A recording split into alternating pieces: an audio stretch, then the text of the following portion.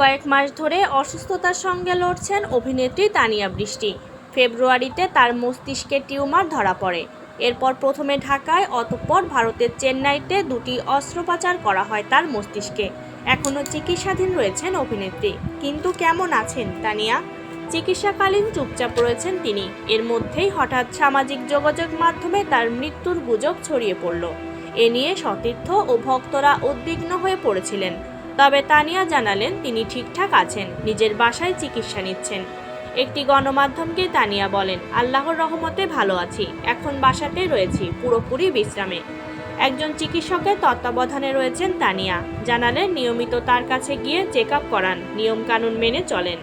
তানিয়ার মস্তিষ্কে আরও একটি সার্জারি করাতে হবে, তবে সেটার জন্য আরও কিছুটা সময় দরকার। অভিনেত্রী জানান, 20শে জুন তার কিছু শারীরিক পরীক্ষা নিরীক্ষা রয়েছে, সেগুলোর পর তৃতীয় সার্জারির বিষয়ে জানাতে পারবেন চিকিৎসক। আপাতত বাসায় থেকে পূর্ণাঙ্গ বিশ্রাম নিচ্ছেন এই অভিনেত্রী। প্রসঙ্গত 9 মার্চ চেন্নাইতে গিয়েছিলেন তানিয়া। মাসখানেক সেখানে চিকিৎসাধীন থাকার পর এপ্রিলের প্রথম সপ্তাহে দেশে ফেরেন তিনি।